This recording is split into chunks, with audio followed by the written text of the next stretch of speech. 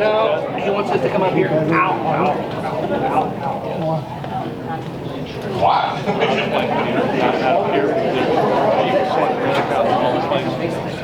But you still got to make your own. Oh, I know. Yeah. At the end of the day, that's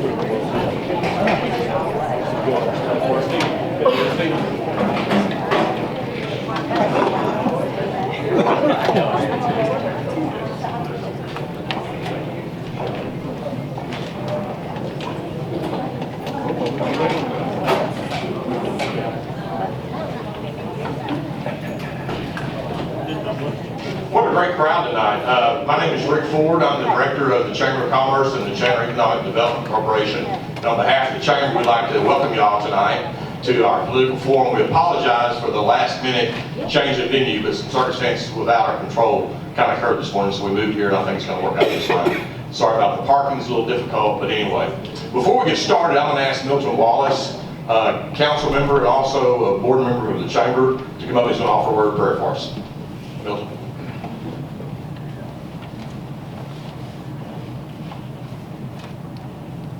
Good evening, everyone. Bow your head. Heavenly Father, we just want to thank you, first of all, for giving us this opportunity to assemble here together, to learn, to grow, to make our city better by the things that we do, Lord. We just appreciate you giving us life and giving us this opportunity, Lord. We just thank you. We look forward to what we're going to learn tonight. Lord, we just ask you to take care of us as we leave this place and go back to our homes. In Jesus' name we pray. Amen. Thank you, Milton. First thing is, most of y'all know the candidates, but I'm going to introduce them just individually, and then they'll have something to say in a few minutes, but just so y'all know who all it is. And the way they're seated is the way they appear on the ballot. So this is how they're on the ballot. So the first is Troy Forbes. Hi, folks. Anthony Glass. Hello. Michelle Chambers. Jacob Stanton. Marshall Crawford III. Lauren Fletcher Kendrick. Sarah Berry. And Tyler Jordan.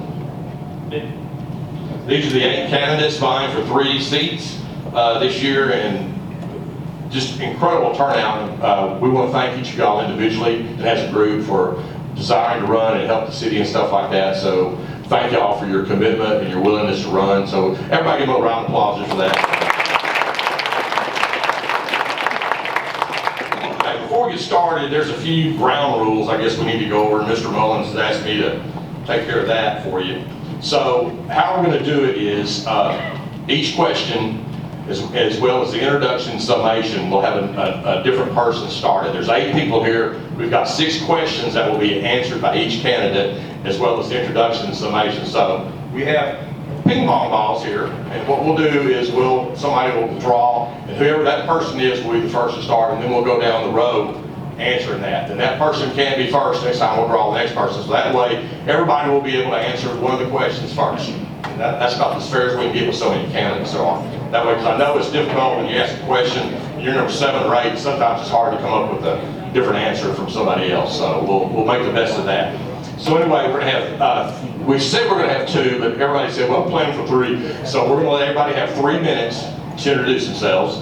So Bob, that needs to be changed, I guess. And we're asking them just to introduce themselves and tell us why they're running, basically. So you'll get to know them a little bit better like that. And at the 90, or now it'll be at the 2.5 minute mark. Mr. Bayer is our timer. He's going to hold up a yellow card that says you have 30 seconds to finish. So start cutting it down. When he gets to your time, the red card comes up, and you got to stop. You know, we got so many things tonight, and so many people. It's important that we try to keep within the time frame allowed. So that's for the introduction, and then we'll have a series of questions. Like I said, we'll draw. Everybody will have 90 seconds to answer this question. And so at this time, at a minute, the yellow flag will go up, and then a minute and a half, the red flag will. So hopefully that'll all go well. And then the next set of questions are yes and no questions. That's why we can get a few more questions in. So if you see on their thing, everybody's got a green pad. Everybody hold up your green pad, like you're voting yes. If you flip it over, it's red.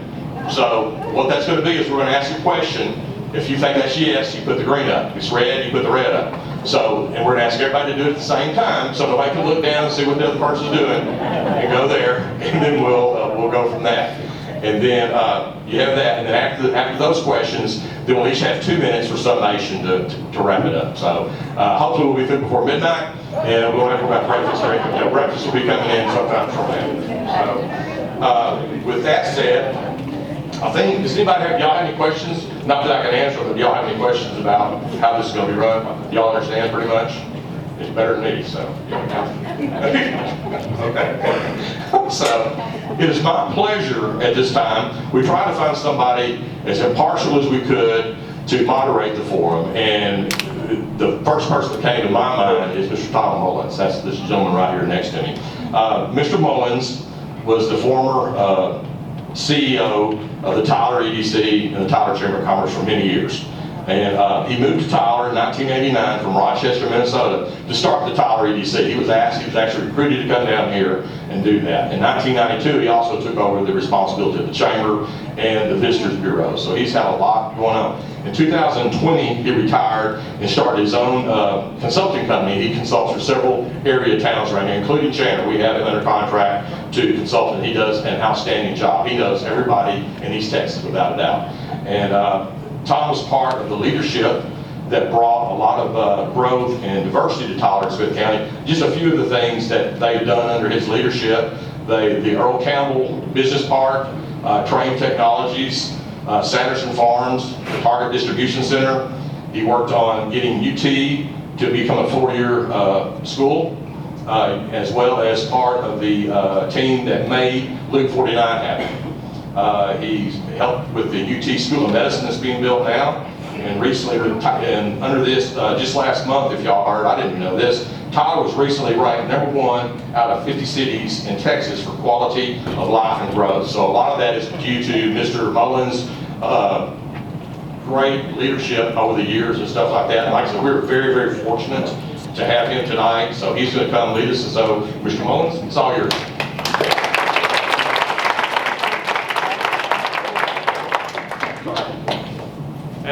As we start, we're limited on microphones, so we'll have to pass the microphone down. Make sure it's on.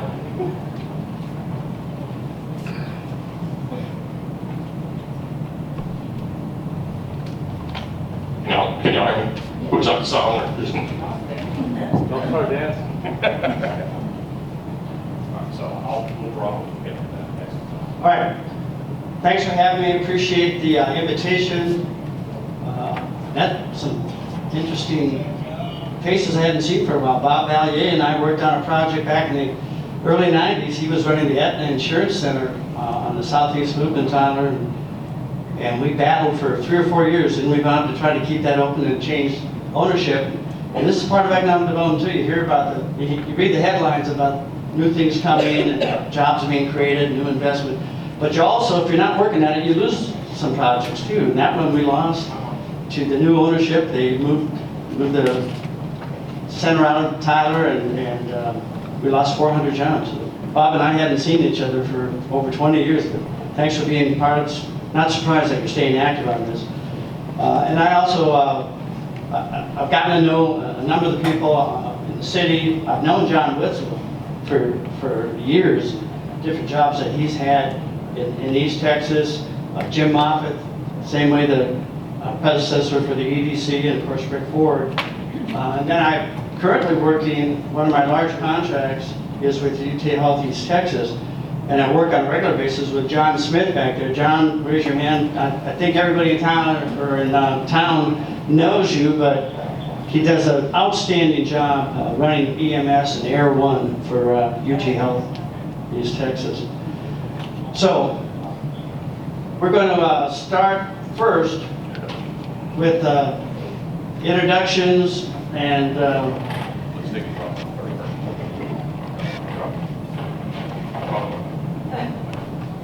Okay. First person, Sarah Berry.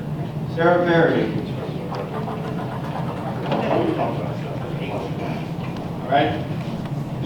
We'll start the clock, Sarah. You can go. All right. Good evening, everyone. My name is Sarah Berry. I am 34 years old. I am married to the absolute love of my life, Matthew, and we have 2 sons together, Nathan and Adam, who are 9 and 7 years old.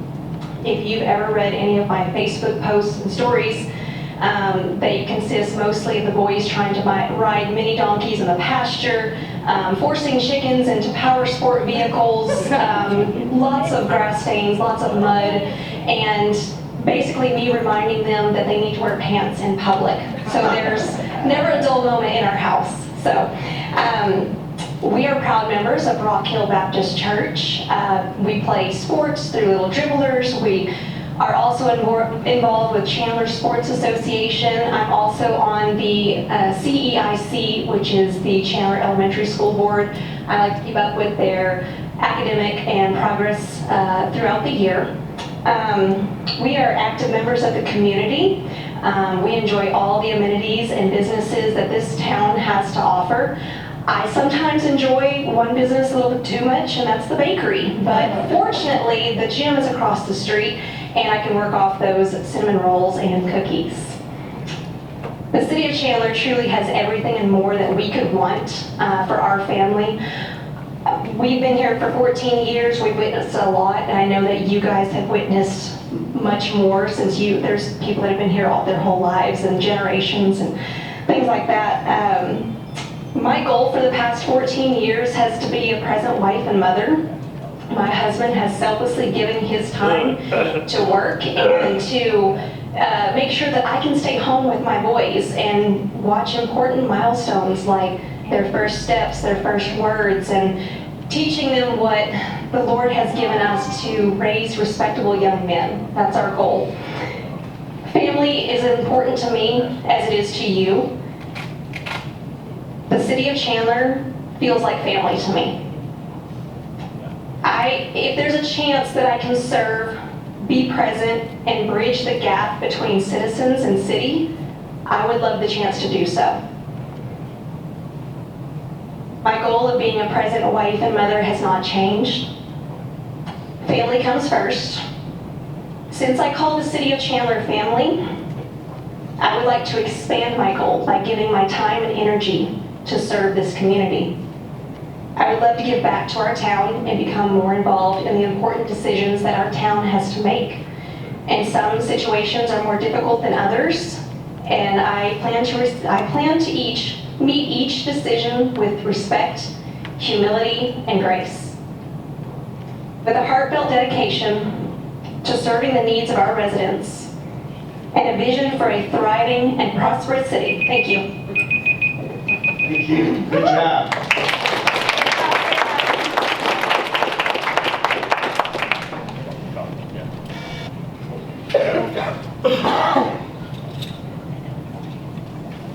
Okay, it's on.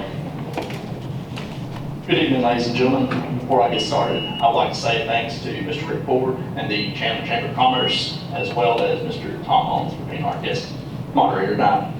My name is Tyler Jordan. I'm 26 years old. I was born and raised here in East Texas. I spent my childhood and my teenage years growing up in Edom.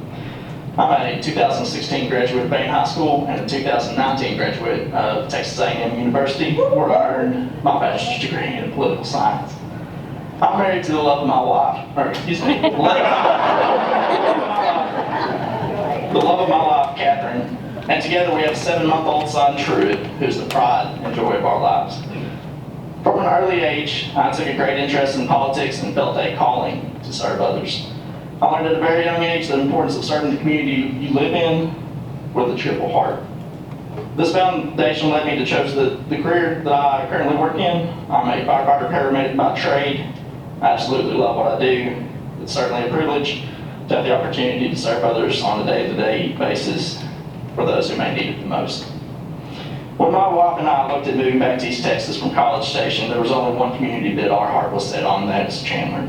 My wife and I have been residents of Chandler for 1.5 years now. I'm active in the Chandler community. I'm a proud member of the Chandler Volunteer Fire Department. I'm a Master Mason with the Chandler Masonic Lodge, and my family and I are members at Rock Hill Baptist Church. Chandler means the world to my growing little family, and I want my son to have the opportunity to grow up in a community that is kind-hearted and loving, one that we all know it to be. Sadly, there have been some seeds of division that have begun to slowly pull apart our community. If elected to serve and represent you, I will make it my priority to unite our city and to heal some of the wounds of division. I intend on bringing sensible, responsible, and fact-based solutions to the issues brought before council. If elected, it is my job to look out for the well-being of the city and its citizens. Unfortunately, there is no feasible way to please everyone. If elected, I will listen to my constituents and what is right for the city, both legally, financially, morally, and ethically. With my educational background in political science, my proven track record of service, and my passion for serving others, I feel qualified and called to serve as one of Chandler's next city council members. It would truly be an honor for me to serve our city in this capacity. I hope to have earned each and every one of you your confidence in becoming one of your next representatives at City Hall. Lastly, I would like to take the opportunity to humbly thank each and every one of you gathered here tonight for investing in our city's future. Thanks and God bless.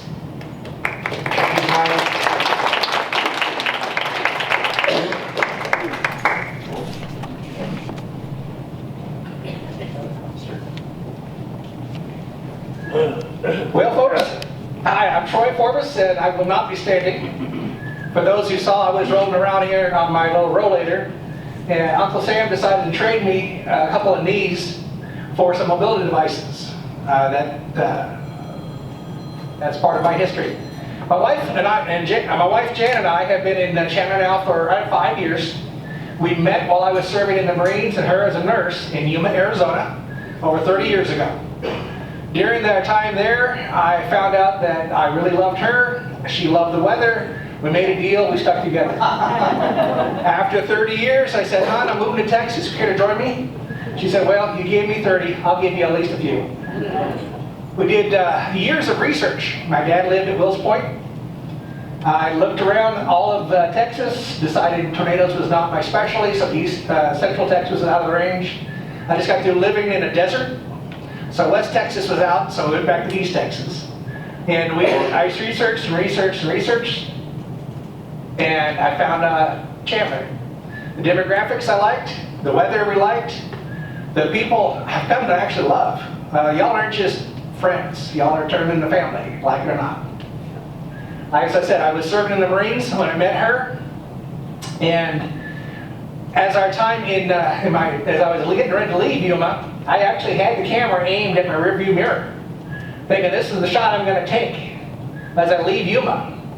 And then 9 months before that could happen, I met this gal. Well, those of you who got married know which direction they went. I decided she was worth staying, and we did. We've been together ever since. We moved to Chandler, and wow, I really like this place. I mean, of all the places we get a chance to visit, and I do visit a few, Chandler has more things going for it than just about everybody. But there is some discrepancies that I've seen at City Hall. I spent over 13 years in Yuma on different government boards, commissions. I have years at the Board of Adjustments. I have different chamber assignments. I was a leader of my Rotary Club for Business International. You understand, this is not a new step for me. This is a new position.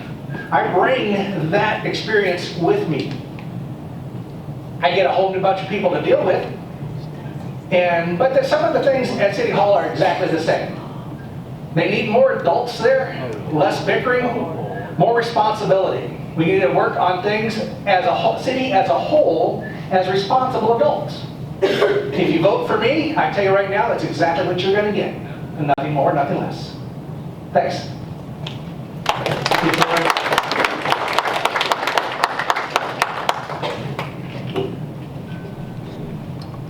Hello, my name is Anthony Glass. My wife and I moved here about 5 years ago.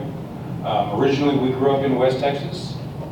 Sorry, I'm fidget. I'm not an outgoing person in general. So just so y'all know, my wife is the extrovert. But we moved here about 5 years ago. We grew up in West Texas. Her right around Lubbock, and I grew up around San Angelo. We met while we were working at one of the credit unions.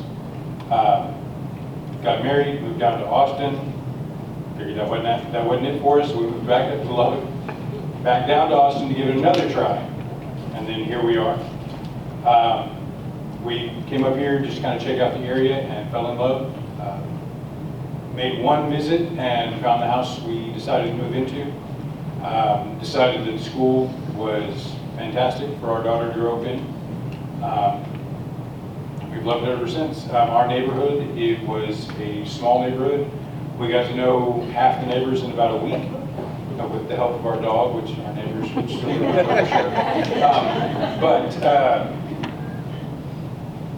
as I said, my wife is the extrovert, I'm the introvert. I'm not a politician, I'm not the guy that likes to be up in front of anybody. And I want you all to know that because I'm extremely uncomfortable right now. But where I shine is I work. I've had 4 different careers, I guess you'd call it, if you work in the same field for 10 years. I've had 4 different careers over my life, from banking to restaurants, satellites, and now construction. I currently work for Smith County, doing remodeling, trying to help the county save money over there. I'm very business-minded. I graduated with a business finance degree from Angelo State University. And that's always been where my mind is at. That's kind of how I look at the world. As an introvert, I don't normally see a lot of the social interactions. Again, that's what my wife is for. But I do recognize when numbers don't line up. That's originally what got me interested in running for the city council. I saw some things that just didn't add up like they were supposed to. And the more I looked into it, the more I saw other errors.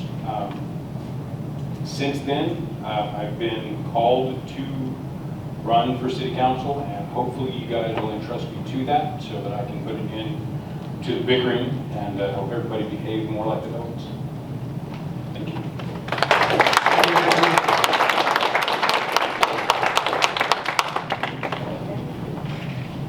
Hello, everyone. Thanks for coming out tonight. My name is Michelle Chambers. I'm running for place 3 for place on the City Council of Chandler, Texas. Chandler is my hometown. I've lived in the community of Chandler and Brownsboro for over 50 years. I was a member of the bicentennial class of 1976 at Brownsboro High School. I'm married to Robert Chambers, and together we share 5 children, 4 daughters and 1 son. We are Baba and Grumpy to 17 grandchildren and 1 great-grandchild. We attend Rock Hill Baptist Church, where I serve in women's ministry there. I am a licensed realtor with the state of Texas. Prior to going into real estate, I retired from the medical community in Tyler after almost 30 years of service in an administrative capacity and direct patient care. I'm a certified life coach and will soon complete my biblical counseling certification through Mid-America Baptist Theology Seminary. I am not a politician. I'm a daughter, I'm a wife, I'm a mother, I'm a grandmother, I'm a great-grandmother, a sister, a musician, a friend, and a very concerned citizen for the city of Chandler. Why am I running for this seat on council? Because Chandler and the people of Chandler are worth it. It is clear that in the last year, our community has become divided. Families are divided on issues, and longtime neighbors are turning against each other with hate. The division that is infiltrating Chandler is infiltrating every aspect of our lives here, and it needs to stop before we destroy ourselves from the inside out. Chandler, the city with a heart, has become Chandler with a heart problem.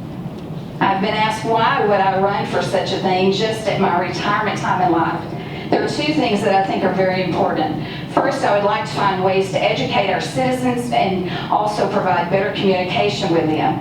But in all fairness, we, the citizens of Chandler, have to realize that we bear the burden of educating ourselves. Clearly understanding what the law actually says and what you think it says will clear the air. The second thing that I would stand for would be a strong need of a social media policy for all city employees and all elected officials of this city when it concerns city business. You'll find that many cities in the state of Texas already have these in place.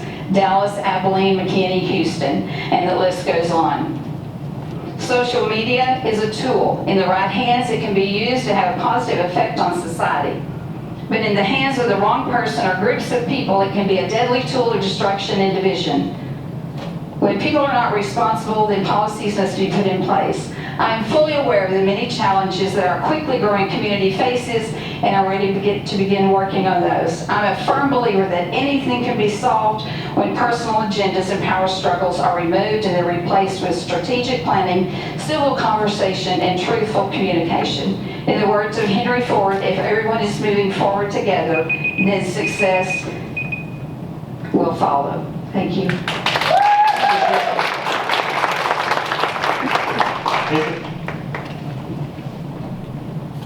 Good evening. First, thank you to everybody who took the time to come out tonight. I appreciate everybody being here to get to hear us speak and get to know us a little bit better and make a good informed decision on who to vote for. So, for those of you who do not know me, my name is Jacob Stanton, and I've been a resident of Chandler for 11 years. My wife Emily and I have been married for 15 years, and we have a 9-year-old son, Carter, who attends Chandler Intermediate School. I have a bachelor's degree in forestry and wildlife management from Stephen F. Austin State University. But my professional career has primarily been in groundwater and the water well industry. I was the general manager of a water well drilling company in Athens for approximately 10 years. During that time, I managed multi-million-dollar groundwater projects, and I've drilled water wells not only throughout the state of Texas, but in multiple other states throughout the Southeast. I've served on the National Groundwater Association Water Well and Pump Standard Committee for 3 years, and I've actively advised members of the Board of Directors of the Texas Groundwater Association. For the past 3 years, I have served in a sales and technical service role for most every water well driller in East Texas. Initially, I decided to run for city council so I could lend my expertise in groundwater and water wells to the city and to the council to help navigate the difficult task of growing our water system in a cost-effective and timely manner. However, the more I got involved, the more I saw that I could be of service in other areas too. We have allowed our city government to devolve into marathon meetings, bickering between individuals, and petty attacks on personal character with little being accomplished. I've always believed in open and honest communication, and that begins with active listening and compassion. Through this mentality, I believe that we can reach amicable compromises and decisions that best serve the citizens of Chandler. So, to kind of summarize, I feel that my background in small business, managing budgets, expertise in water wells, and considerate nature make me an ideal candidate for city council. Thank you for your time.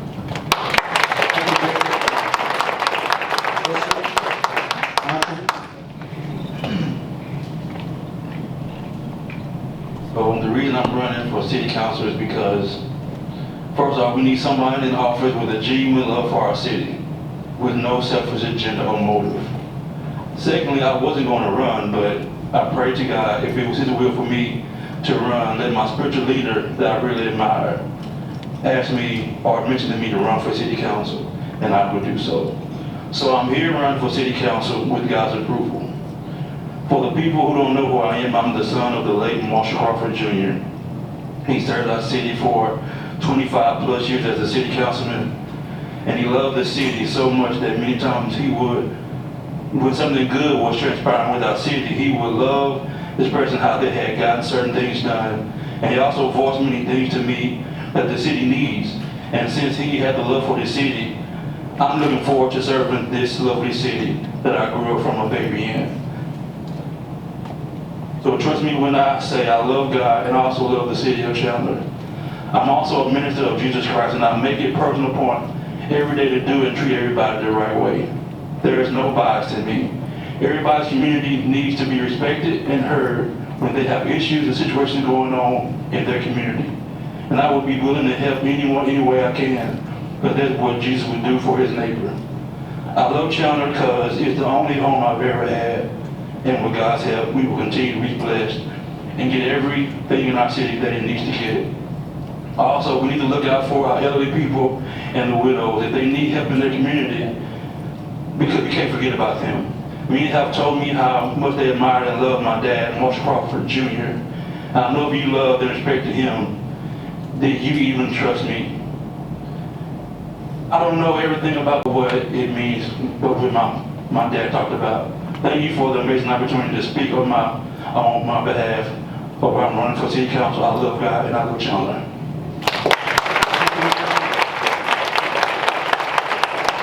Lauren, last but not least. Well, good evening, everyone. My name is Lauren Fletcher Kendrick, and I am a lifelong resident of Chandler, Texas. I was raised here in Chandler, and I've remained here ever since. I met my husband, Daniel Kendrick, we've been in 2012, so we can do the math there, and we've been married for about 9 years. I'm going off the cuff a little bit here tonight. Before that, I graduated from Brownsboro High School in 2004, where I was valedictorian. I attended the University of Texas at Tyler, where I graduated in 2009 with a dual degree, one in music education and one in performance as well. For the last about 13 years of my life, I served as the minister of worship and youth at Faith Baptist Church until just this last year, because together my husband and I welcomed our first child, Ethan Lane. He is now 14 months, and he is the light of my life. Before that, I was involved in local city government, and I was employed by both the city of Chandler here for 2 years, as well as Smith County.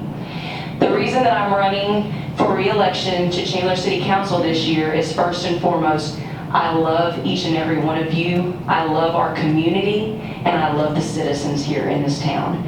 During my first 2 years in office, I have learned so much. In fact, I feel like I learn something new almost every single month. But I'm finally getting to the point where I feel like I'm starting to really settle into my role, and I have a clear understanding of both the current state of our city, and I also understand that the needs our city has moving forward. Chandler is an excellent community, and it already has great leadership in place, so I'm really looking forward to hopefully having the opportunity to continue to work alongside them this year for the betterment of our community. Furthermore, I still feel that I have a great deal that I can offer our community and its citizens. I'm a devoted follower of Jesus Christ, first and foremost, with a very strong sense of integrity that I use to guide me in the decision-making process each month. I am also a hardworking wife and mother with a strong attention to detail. As I have done for the last 2 years, I will continue each and every month to do my research and ask the necessary questions to prepare myself for each agenda item, while also helping to keep the citizens of Chandler well informed on the issues facing our community. I am an open book with no hidden agenda.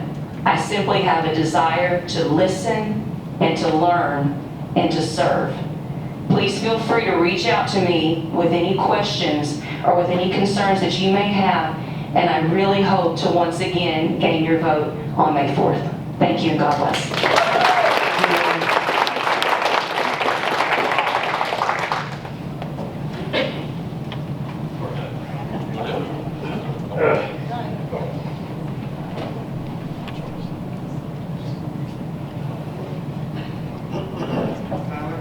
Madam Jordan, you'll be the first one to answer this question. Just, first of all, I hope everybody appreciates the fact there are 3 openings on the city council.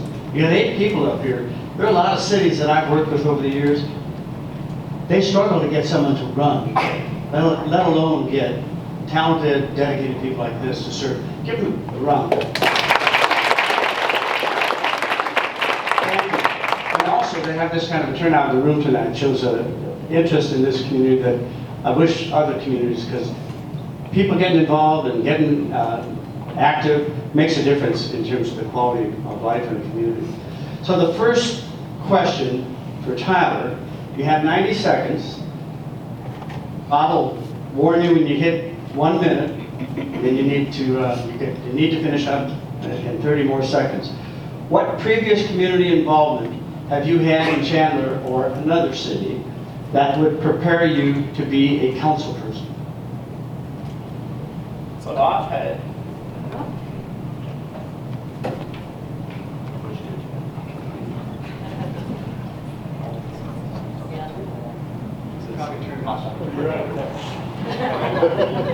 Make sure my time's not running.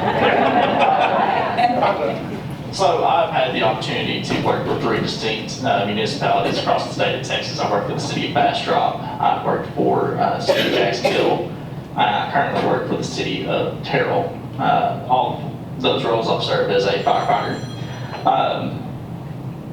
I took the time when we were on shift, if it was feasible, to go and attend city council meetings and learn what's going on in the cities that involve not only the fire department, but the city as a whole, learn how the city's growing, and apply that to here in Chandler.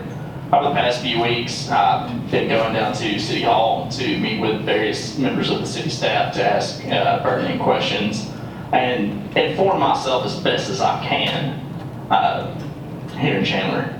Those experiences working through just 3 different municipalities, coupled with my background in political science from Texas A&M, I feel like gives me a good qualification to seek election as a Chandler City Councilman. Thank you, John.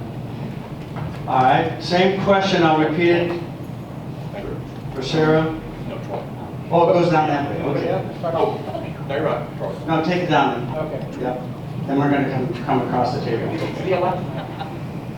Troy, what previous community involvement have you had in Chandler or another city that would prepare you to be a council person? Well, I did touch on some of the points. Like I said, working in the city of Yuma, Arizona. 13 years I worked on the Board of Adjustment as member, co-chair, and chairman. I worked on different city committees. I was one of the ones that helped inaugurate the City of Yuma Employee of the Year. I was the citizen non-employee representative for the first 2 years as a means of giving a communication between those who worked in the city and those that rely on the city. I understand how city boards work. I understand how other committees work. I was an active member of the Chamber of Commerce. I was the president of the Rotary Club, North End Rotary Club in Yuma. I was president of the Business Network International. Again, members, vice chair, president. I have been a part of committees all throughout different levels that have been available to me. I'm also a master mason. I have yet to join the lodge here, simply for the fact I don't want them to think I'm trying to join the lodge here for political reasons. I want to do it like I do it for everything else, for the love of community. Thank you, Troy. Same question. What previous community involvement have you had in Chandler or another city that will prepare you to be on council?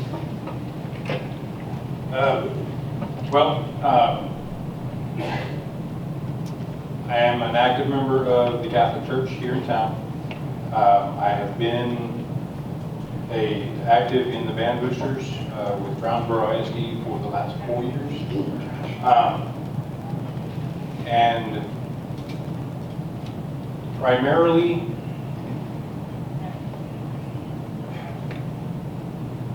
I listen to people who have an idea what they're saying. As I said before, I don't run out and try to be in front of anything. That's not my gift. I tend to watch and follow the people who do have an idea what they're doing. Those are the people I talk to. People who are extremely concerned about what it is that's going on in their community. Those are the people I listen to. With city government, with city council, I can't say I do have a lot of experience. I have a lot of experience listening to people who do have a lot of experience and humility in taking advice and following advice and letting other people voice their concerns and then putting that into a plan that I can work with. Because again, that is my gift. I try to move the ball forward and try to accomplish whatever it is that's placed in front of me. To take care of my friends, my neighbors, my community. Thanks, Anthony. Michelle, what previous community involvement have you had in Chandler or another city that would prepare you to be on the council? Well, I don't have a whole lot because I've done other things. However, I've been a lifelong citizen of Chandler and have been involved in just about every aspect that you can think of at some point in time. I am a people person. I am a leader. I have led ministry for over 40 years, and I currently lead a women's ministry group that's 20 years old that consists of almost 6,000 women that spans over 6 different states. I love people. I'm highly trained as a life coach. I'm a problem solver. I will listen to you. I don't mind tackling a problem. I always believe there's a solution if we can just slow down, put self out of the way, and focus on the problem. I think to be a public servant, we have to remove ourselves first and look at the people that we are leading and the people that we are listening to, the people that we're to be a voice for. Thank you, Michelle. Jacob, what previous community involvement have you had in Chandler or another city that would prepare you to be on the council? As I kind of already touched on a little bit, my experience has been primarily in the groundwater industry, and in that capacity, I've served on a national level, working with people from different states, different industries, whether it be manufacturing, engineers, and private cities. Served on Texas Groundwater Association, advising and helping bridge the gap between the board and the public and drilling contractors. And then at the local level with our local groundwater conservation district, advising on policy with preserving and protecting our local resources in our groundwater. And a lot of times that involves speaking to the public, educating them on the drilling process, producing groundwater, protecting groundwater. I did a very large project with the city of San Antonio. They were expanding and developing additional groundwater resources, and there was a lot of public outcry because they don't have as much resource of groundwater as we do. It's not as productive. So I spent a lot of time there bridging that gap between the city and the citizens to help educate. So that's what I hope to do here for the city of Chandler. Thank you. Thank you, Jacob. Marshall, what community experience have you had in Chandler or another city to prepare you for the council? All right, I'm gonna be very honest, none. But what I can tell you is, like again, I talked about how my dad served over 25 years, and so many times he would go over with me about different things about the city. What the city needs, what it don't need, what's viable for the city, you know, for the city to grow. The roads we need for the city, the water that we need for the city. So many things I know that He's given me is a treasure that a lot of people haven't got. And I also got other candidates or friends from the city council that sat down with me, gave me a lot of information about the city. So I have a lot of information, and what I don't have, I will get. So. Thank you, Marshall. Lauren, what community experience or involvement have you had in Chandler or another city to prepare you? Well, for the last 2 years, I've been serving on the Chandler City Council, so I have those 2 years where I've gotten to learn a lot about policy making. I've gotten to learn a lot about the state of our city. I've gotten to learn a lot about what our needs are, both in the present and also into the future. I've also been very fortunate to get to develop and build a lot of relationships with the citizens in our community, so I've gotten to hear their heart. I've gotten to know what they feel are their concerns, and as I said earlier, I've always tried to remain an open book and have an open door policy in that I encourage citizens to reach out to me. I ask them to contact me. I provide my phone number. In fact, if anyone would like my phone number tonight, I'm glad to give it to you because I want to serve you. I want to learn more about what you feel is important for our city. In addition to that, I've also had the opportunity to serve at a lot of our local events that have been put on by avenues such as the Chamber or the city itself or Keep Chandler Beautiful. I've reached out to the heads of some of those departments. One lady I've reached out to, probably driven her crazy, is Miss Becky at Stillwater, and she's been able to help coordinate.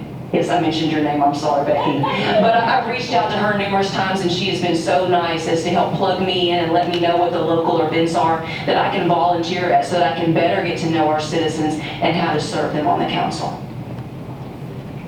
Thank you. And Sarah, your experience that prepares you for the council? Okay, I'm not going to run out of time this time. I do have a business management degree. I forgot to mention that, but for the last 14 years, I have been managing businesses for the Berry family, which I'm sure most of you know the Berries. Their work ethic is fantastic. They're everywhere. I tell people they're like a cult. They're just everywhere, but they're amazing. I really hit the jackpot with the family. So I started with the new construction and with the housing, and now I'm property management, so I'm all over the city. I am frequenting so many places. I am the gopher, I'm the maintenance worker, I'm the service person. I know how to lead, I know how to follow. Whatever situation arises, I'm there. My mom instilled a great work ethic in me as well. Like, we have done so much together. We broke horses together. I've done pet sitting services. I have done many entrepreneurial ventures, and I think I bring a lot to the table when it comes to serving our community because I'm already knee deep in it, and I normally don't look this nice. I did shower tonight, so I'm usually at work, and I did shower for you people. Thank you. Thank you, sir. All right. So we're going to go to the next question.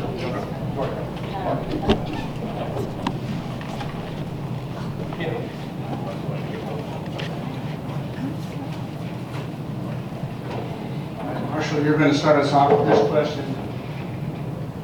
What do you think are the most important qualities of an effective leader?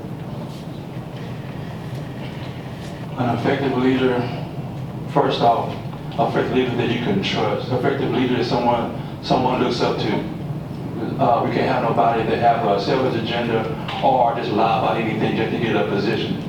When you get a position, make sure you're going to do what you say you're going to do. I don't want to be the kind of person that say I'm going to do this and that, and then when it comes time for it to be done, I run away.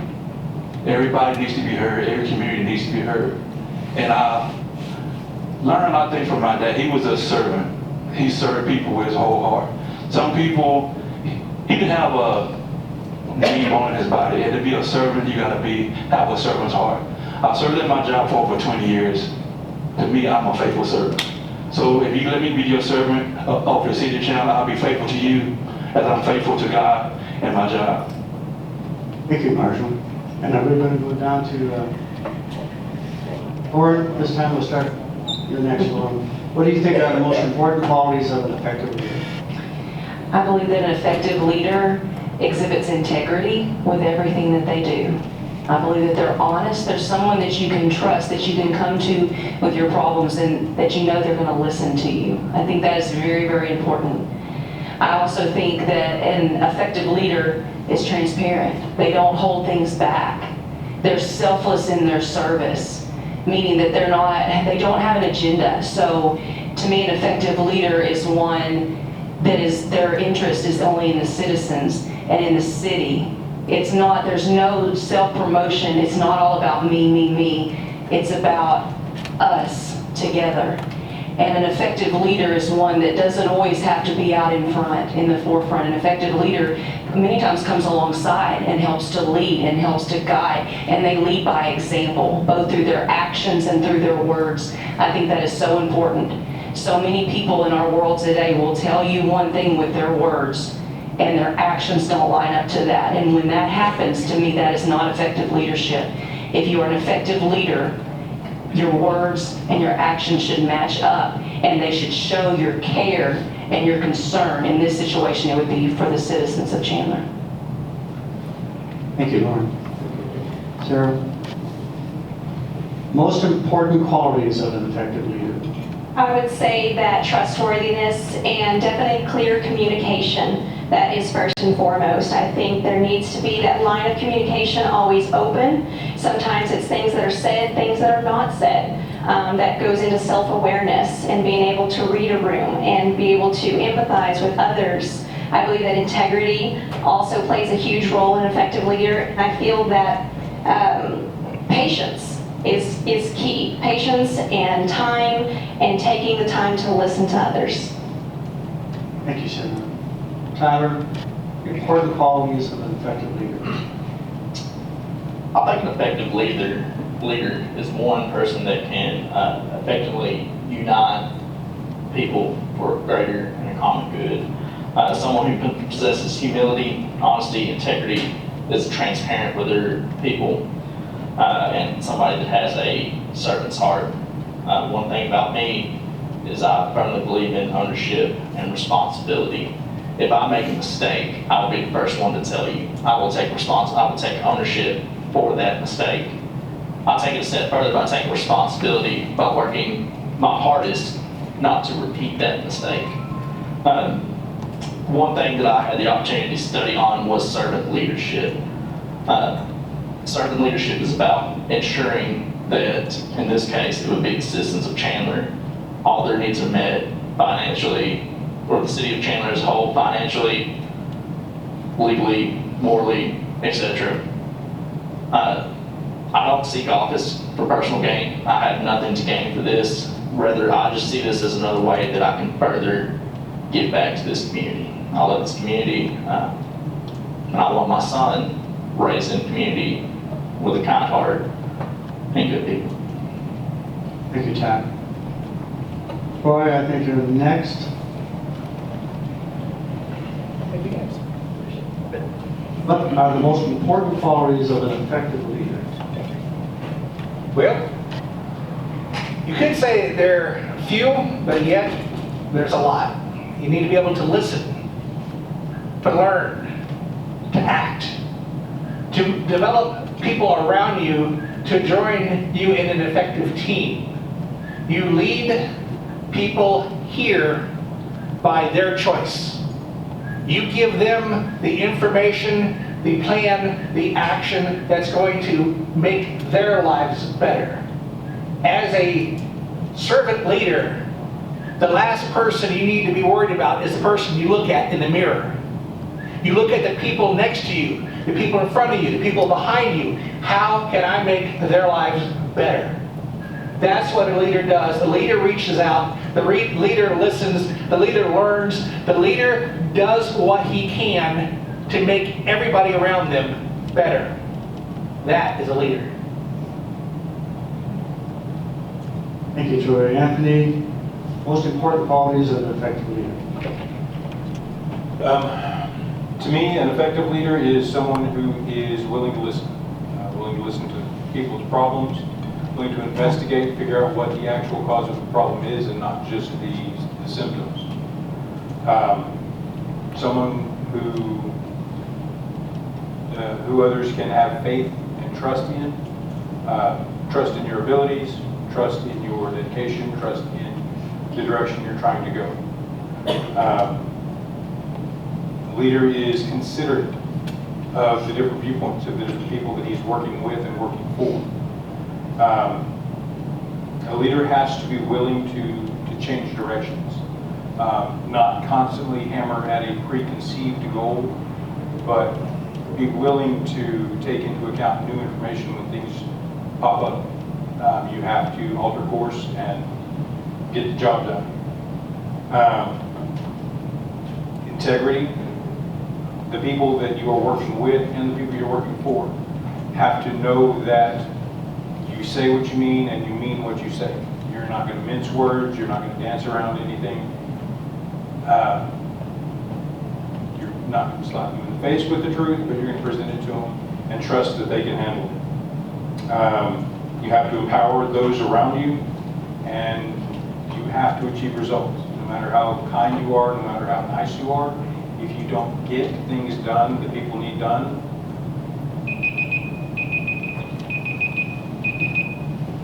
Okay, Michelle, most important qualities of an effective leader? I think a leader must be a good listener, first of all. You won't know how to lead your people if you don't listen to them. A leader must be accountable for their actions. Their actions need to meet up with the words that they speak. If they make a mistake, they need to own it and fix it. A leader must be truthful, because if you're not, it will come full circle and will catch up with you. They must be humble and full of humility. And a leader must be an encourager. They must learn to build people up and not tear them down. There's something called a trickle-down effect. And what they say is you can tell the pulse or the temperature of any organization, a church, a municipality, the Lions Club, whatever, by what's going on at the top. If you have a disgruntled group of people and there's mass confusion, it's because your leadership is leading in that way. So investigate who you put on this council. Look at who leads your city. I would love to have your vote on May the 4th, and I'd like for you to join me as we try to bring Chandler back together with good leadership. Thank you. Thank you, Michelle. Jacob, what are the most important qualities of an effective leader? Excuse me. To me, an effective leader is one who has humility. Humility in everything that they do, whether that be in their decision-making process, accepting constructive criticism, and admitting when they're wrong. But to also be an effective leader, like others have said, you have to be a good listener. Not just listening to what the other person is saying, but truly hearing them. All too often, I feel like we listen to what somebody is saying, but we're not really hearing them. We're too busy thinking about what our response is going to be instead of listening and hearing what they're saying, digesting that, understanding where they're coming from, and then trying to sympathize with their viewpoint. Because we all have different upbringings, we all have different life experiences that led us to this point. So in order to be a good leader, you need to have humility, be a good listener, and lead by example. Thank you. All right, thank you, Jacob. We're going to get ready for the next question.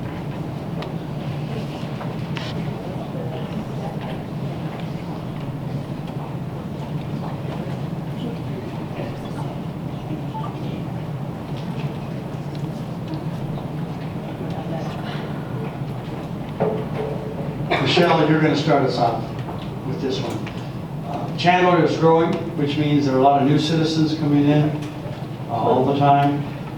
As a council representative, how would you balance the ideas presented by new citizens while at the same time listening to the concerns of long-term residents? Like I said earlier, I have lived in Chandler my entire life. At one point in time, I was a new citizen in Chandler, and I was welcomed in to this town by people like Dorothy and Bill McCann and Don and Martha Copeland, and they poured into me as a teenager. I believe anyone who desires to live in our town needs to be encouraged. We need to include them. We need to lift them up. Chandler's a great place to live, and I don't blame anyone for wanting to live here. I don't think we should show division at all, whether they're new. I'm a realtor. I'm not trying to pull the wool over anyone's eyes.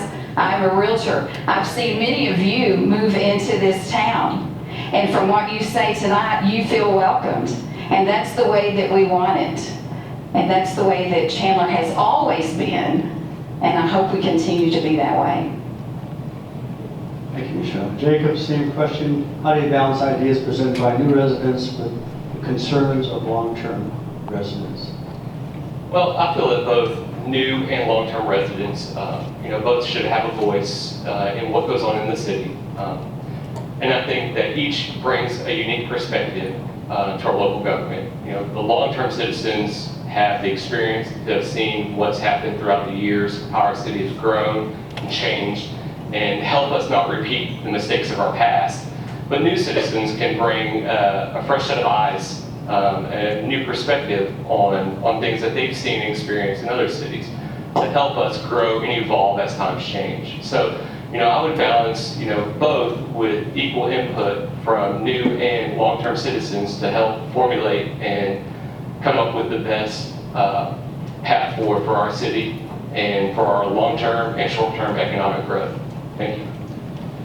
Thank you, Jacob. Marshall, same question. How do you balance new ideas from new citizens with concerns from long-term residents? Like I stated earlier, I don't have any bias on anything. I will listen to the new ones as well as listen to the ones that have been here for a long time. But we can't ignore the issues that need to be stated also. But the main thing is, again, treat everybody right, listen to everybody's opinions, and see what the new and the old can get together and make this city just a better city. Thank you, Marshall. Lauren, how do you balance new ideas with long-term residents' concerns? Well, to me, it's all about balance. And I think that it is important to not only listen to our current residents, but also to listen to the new voices that are coming in as well. I think everyone has a voice. Everyone that is a citizen of Chandler has a right to voice their concerns. They have a right to voice their needs.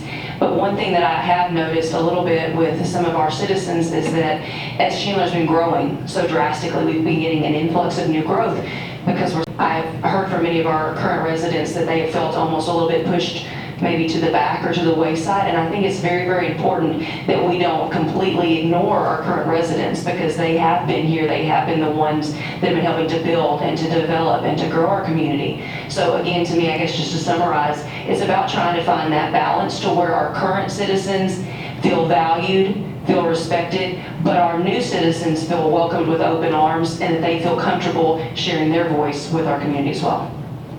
Thank you, Lauren. Sarah, same question, balancing new ideas from new residents with long-term concerns of long-term citizens. So I believe also striking a balance between growth and our long-term citizens. I mean, when I ask people why Chandler, they're like, it's the perfect community. And I have to agree with them, not that I'm biased or anything, but it's the perfect distance between Tyler and Athens, and it's great distance between, I-20 and the lake. So I can see why people want to move here. But I also have made these connections in the city of Chandler with you that have been here for so long, and I love to hear your stories and your voices and hear back in the old days and things like that, how it was and how we want to keep that small town community feel. I want that too, and yes, growth is inevitable, but I think we can meet that head on with the right infrastructure and listening to everyone through active listening, again, what's being said and what's not being said. Thank you. Thank you, Sarah. Tyler, balancing ideas from new residents and concerns of long-term citizens. I myself, for one, am a pretty new resident of Chandler. I've only been here a year and a half, and I can say with absolute certainty that I was welcomed into this community.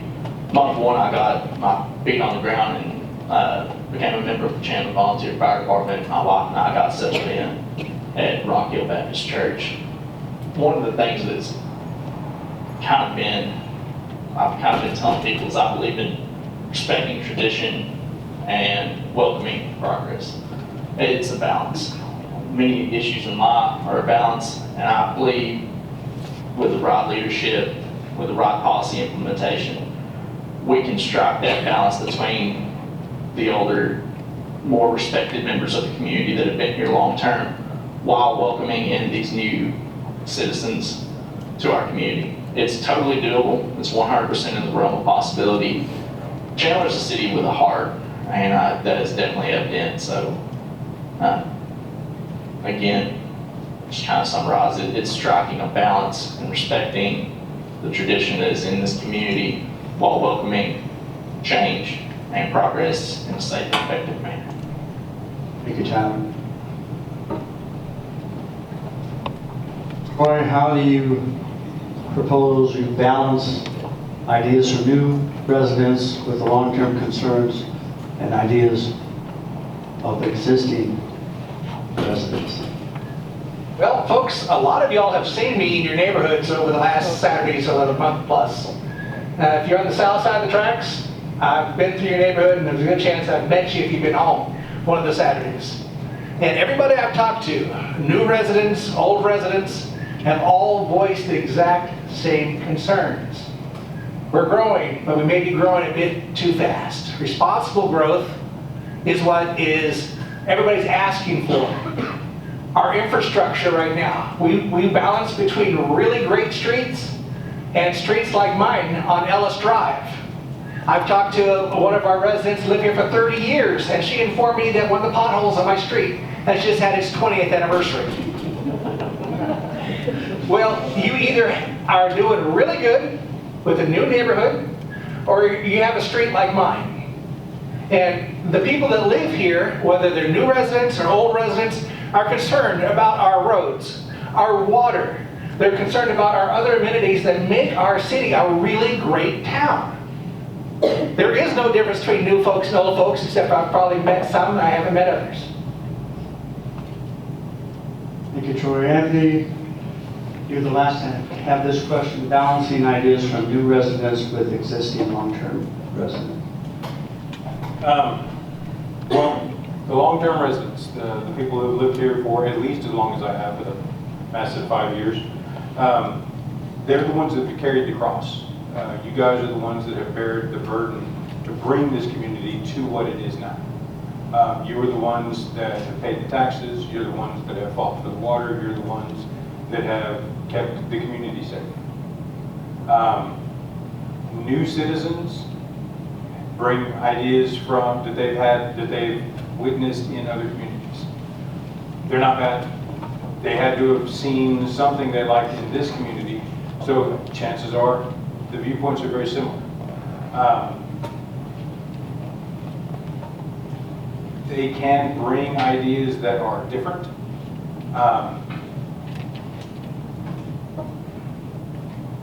Sorry, stage fright. They bring ideas that are different from maybe what you've seen or what you've experienced, but they came to this community because of what you've made. They're not trying to change it into where they came from, or else they would have stayed there. So the balance usually isn't as far off as what a lot of people are afraid of. Everybody's worried about taxes, everybody's worried about the roads, everybody's worried about water and power. The ideas tend to be the same, just how we get there is the main difference. Thank you. Thank you, Anthony. All right, we're going to go to the next question.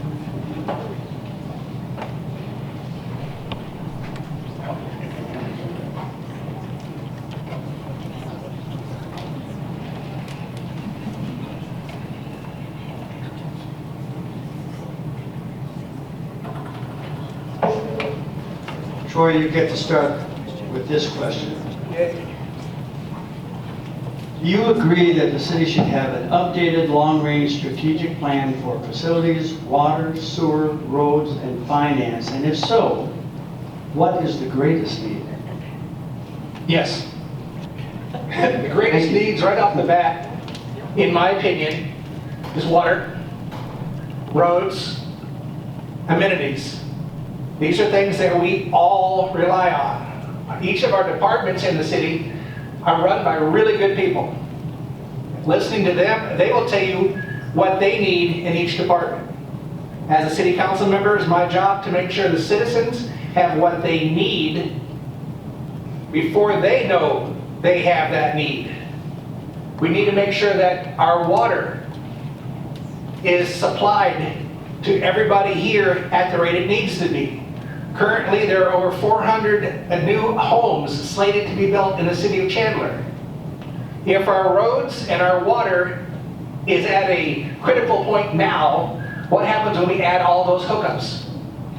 We need to examine how we run the city in a responsible manner. That's where we prioritize, is the citizens' needs first in everything. Thank you, Troy. Anthony, the same question. Should there be an updated long-range strategic plan for facilities, water, sewer, roads, and finance? And if so, what's the greatest need? Well, as Troy said, everybody's worried about water right now. We've got a few wells that need to be redone, or fine. Sorry, that's a hot topic. I'm gonna leave that alone. We have wells that need to be drilled. The roads, stoplights, keep everybody safe, make sure everybody can drive and see where they're going.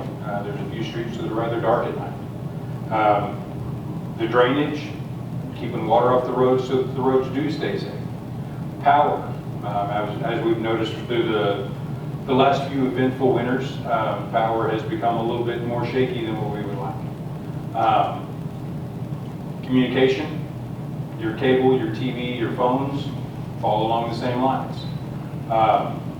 Honestly, I think water is probably the most important, but overarching all of that is finance. If you dive off and just spend a truckload of money on new roads or truckload of money on new wells, somebody's got to pay for that. You don't want to go in debt just so that you can have your next meal. You have to plan it out, you have to be safe with it, you have to be smart and responsible. Thank you, Anthony. Michelle, same question. Do you agree the city should have an updated long-range strategic plan for facilities, water, sewer, roads, and finance? And if so, what is the greatest need? Growth is inevitable. Nothing ever stays the same. You either progress, you sit still and digress. You never stay the same. With the growth that we're experiencing here, every one of these things is important. I can't really say which is the most important. They're all necessities. They're all things that we have to have to run our households and to run this city, but they all come with a price. No, everyone wants the good stuff, but no one wants to pay for it. They don't come for free. They're all important, and yes, I do believe we need an updated plan. Thanks, Michelle. Jacob, do you agree the city should have an updated long-range plan for facilities, water, sewer, roads, and finance? And if so, what's the greatest need? Yes, I absolutely believe that we do need a long-range plan. We currently have one, hasn't necessarily been updated as frequently. I think we should be looking at updating our long-range plan at least every 5 years at a minimum. We currently do not have a long-term water management plan, and that's been, I think, one of our biggest failures that I hope to correct if elected to office. For me personally, I might be a little biased towards water, but I think our water is currently our greatest need. Instead of just kind of flying by the seat of our pants and growing our water and wastewater systems as we grow, we need to have a long-term strategic management plan in place so that we can plan and budget for the future as our growth increases. We can have plans already in place for the growth and increased capacity of our water and wastewater systems. Kind of dovetailed into that is our road system. Our road infrastructure, both new and maintenance, needs to be addressed as well. So for me, yes, we do need a long-range plan, and currently water is our #1 issue. Thank you. Thank you, Jacob. Marshall, same question. Do you think we need a long-term, long-range strategic plan for infrastructure and finance? If so, what's the greatest need? I don't have a 100% answer, but I remember before my dad passed, he was concerned about the water.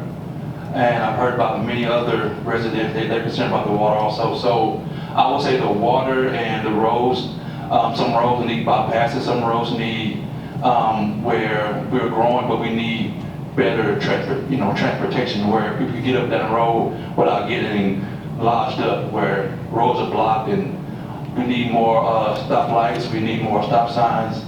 And so, yeah, the water, I think, is one of the main things. And we got to make sure our finances are done the right way. If the finances are not done the right way, then a lot of things are going to go up that probably don't have to go as much. When the city growing, it's going to go up some, but not too much. So, yeah. So if we do everything the right way, so yeah, we need the water, roads, finance, of course, and a long strategic plan, yes. Thank you, Marshall. Lauren, same question. Should the city update the long-range strategic plan for infrastructure and finance? And if so, what's the greatest need?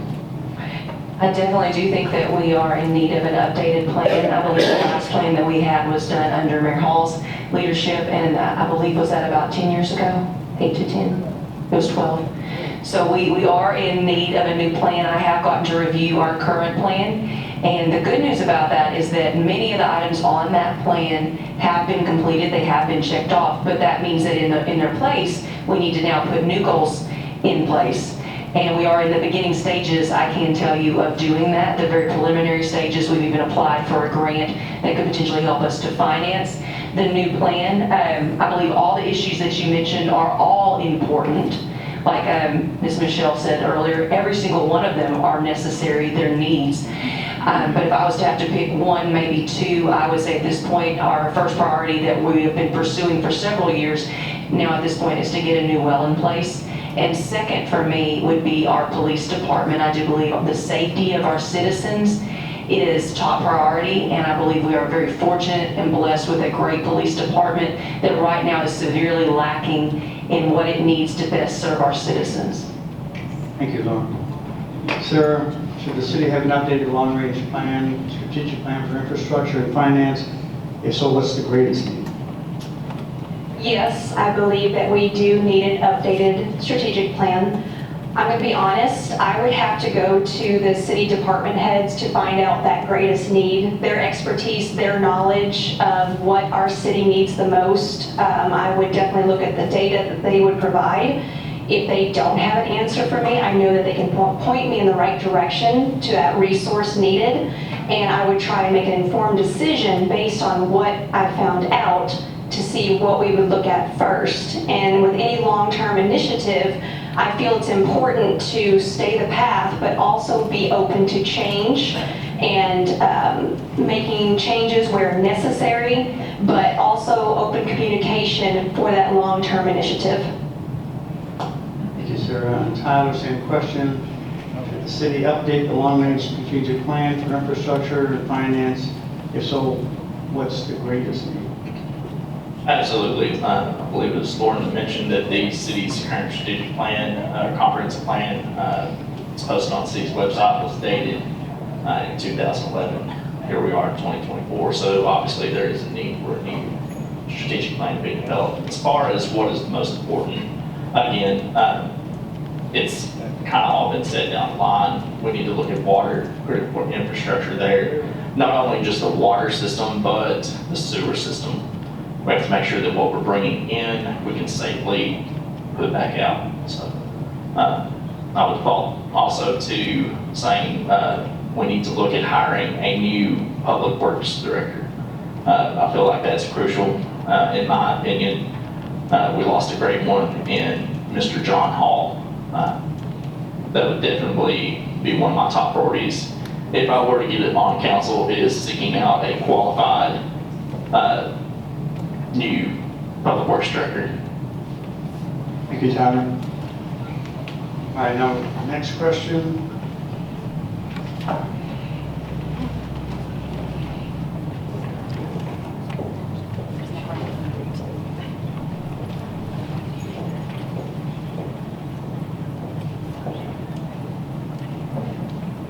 Lauren, I could start this one. Could look to the future, what do you think Chandler will look like in 5 years, and where would you like it to be? Okay.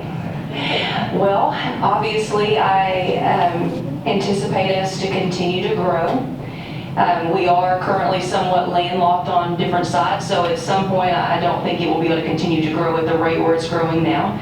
But I do anticipate growth, especially with the citizens of Chandler being such a welcoming and loving group of people.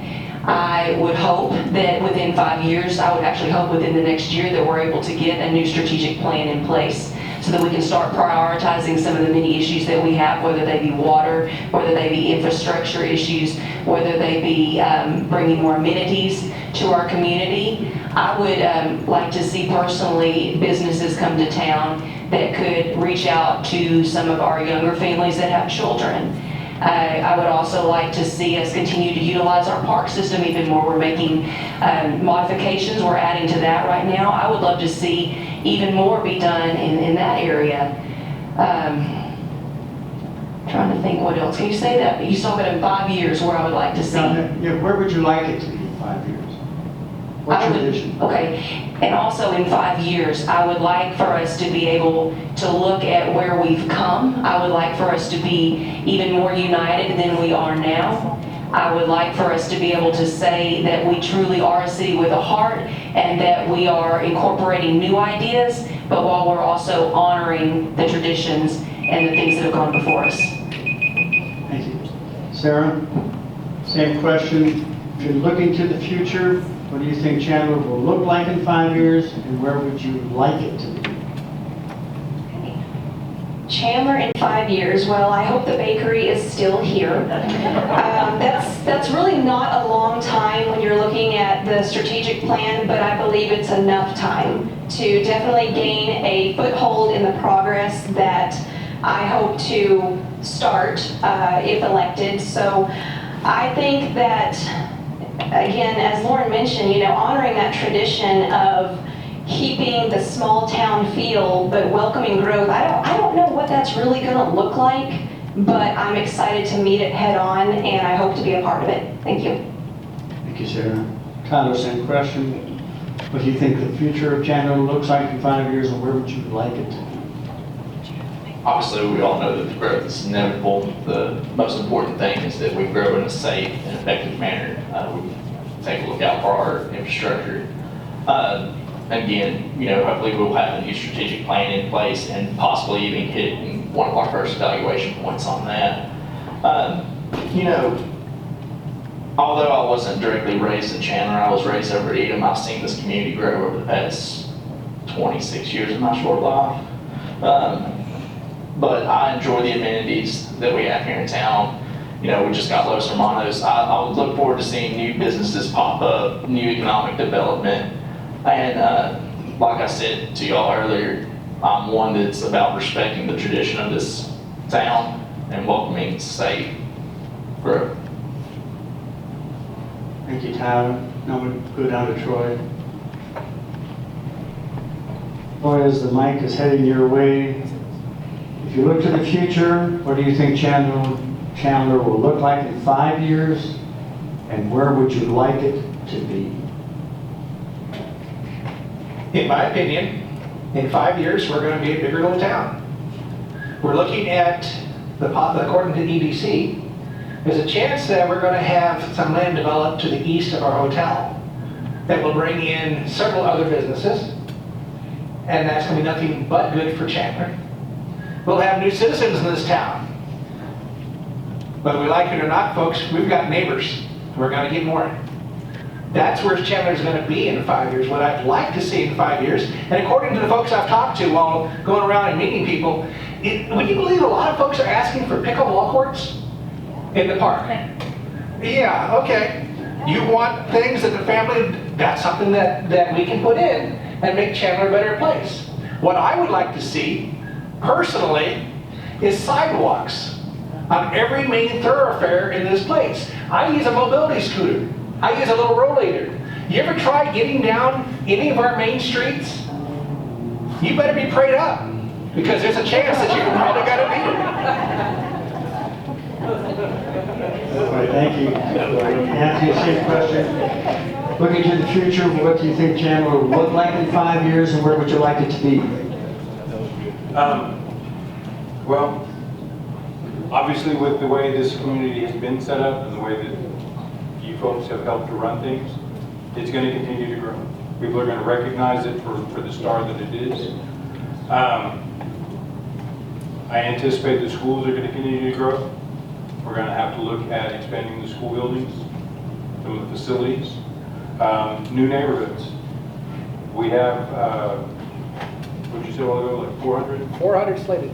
400 slated. I have a feeling we're going to have even more set up, more coming in. As Troy said, a big or small town. It doesn't change just because of the number of people, it changes because of the people. More businesses are going to be in town. You're going to have more access to the restaurants. You're going to have more access to groceries. You're going to have more access to another auto parts store.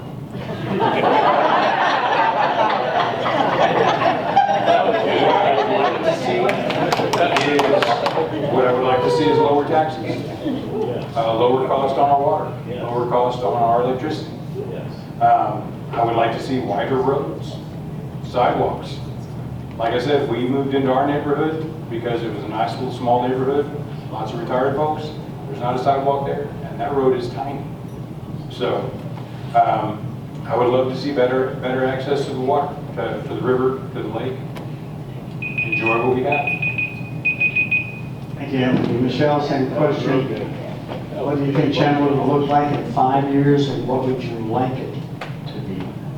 As you and I talked earlier, I was in a meeting with probably 250 or 300 realtors that Mr. Mullins led probably 8 years ago. And the topic of that meeting was how Chandler would grow toward Tyler as far as it could, because the west side of Tyler was being developed. Little did we know that COVID was going to stop our lives mid-track. That is now happening. And when you drive around the west loop of Tyler, all of that is cleared out, and that is going to be developed. And we anticipate Tyler will push as far as it can this way, and Chandler will push as far east as it can. What I would love to see, because there will be more development here in Chandler, it's inevitable. I would love to see Chandler become a bedroom community to young professional families who work in Tyler, young doctors who bring their families here, attorneys, young professional people who want to raise their children. Chandler looks like the country to them, okay? They think we're rural, they think we live in the country, so we'll let them think that. They want to raise their children in a town like Chandler, but yet be convenient to the hospitals or wherever it is they work. That's what I would like to see. With those young families comes a great tax revenue, a tax base. Most of us in this room are retired and our taxes are frozen. Those families are not. It will generate taxes for Chandler, and I believe we'll be able to fund the growth. Growth always costs money, period. Thanks. Thank you, Michelle. Jacob, where do you think the city should be in 5 years? What would you like to see? In 5 years, I think we're, like many of us stated, we're going to continue to see growth in our population. We're going to continue to see development of subdivisions, which, if planned properly, will bring, like Michelle just stated, the right type of young professionals that can contribute economically to our city. But as I'll repeat what Lauren said, we are kind of landlocked here. So we are bounded by the river and bounded by the lake. So we will be limited just in space alone for that new growth. So I think in the next 5 years, we should see possibly a tapering off of that growth or a kind of a slowdown of that growth. In the next 5 years, I hope to see a little bit of a diversity in our restaurants. I hope to, like Anthony said, we don't need another auto parts store, so hopefully we're capped out there for now. But really just a diversity in local businesses with a focus on some new and better restaurants, maybe locally owned and operated type restaurants. A good sit-down restaurant. We've had good success with Los Hermanos, and I think that shows that the citizens of Chandler are willing to invest in a good sit-down restaurant here if we can just get one. So, thank you.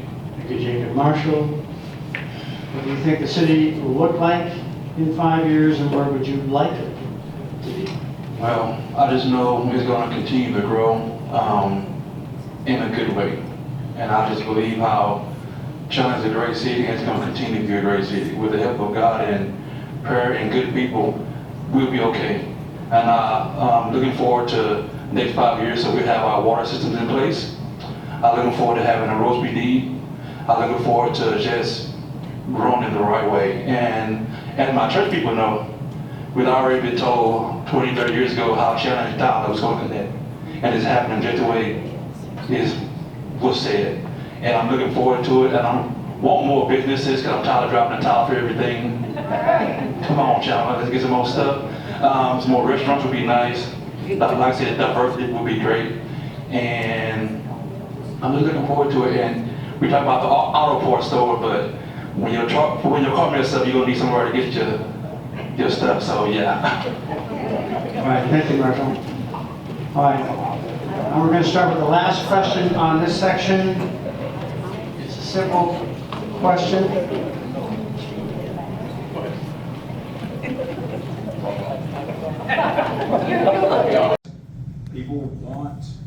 People don't want to live in a city. They want small town in the city. Out here, we skip that portion altogether. We are a small town. We are involved with everybody's lives. We do know our neighbors. We do have somebody we can call if something happens to us. We have somebody we can lean on when times get hard, because we're a small town.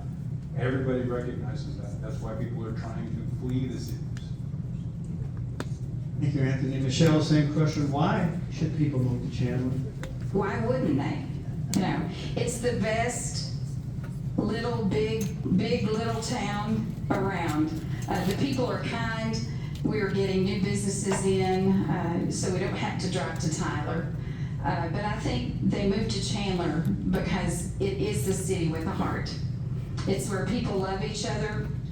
Back in the 70s and 80s, No one wanted for anything. People took care of each other here. It didn't matter where you lived, what kind of clothes you wore, what color your skin was. We were just a community. We all went to church together. We went to school together. And that thread still runs deep in Chandler, Texas. And I will do my very best to continue that attitude that so many have laid down before me. I was just a little kid when I moved here.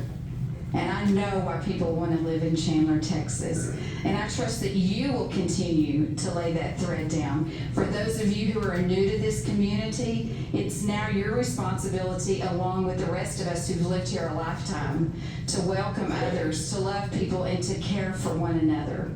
Thank you. Thanks, Michelle. Jacob, why should people move here? I think people should move to Chandler for that, quiet country feel, but close to big city, amenities. We do have a lot of amenities here in town. We have a great sports complex at Winchester Park. We have great weekend activities during the summer with baseball, and then an active, youth sports program with the Little Dribblers and soccer and baseball. But we also have weekends on the lake, fishing on the river. We offer a lot of those, I said, just friendly faces when you walk downtown. You go to Honeycomb Bakery, or you go to the gas station, or Los Hermanos, and you can walk around your neighborhood and feel safe and get to know your neighbors at a more personal level than you would in a big town. So I think for those looking for those kind of things, Chandler's a really good home. Thanks, Jacob. Marshall, why should people move to this city?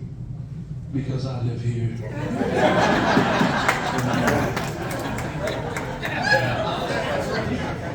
I love the city of Chandler. Chandler is an awesome city. I grew up here all my life, and I just love it.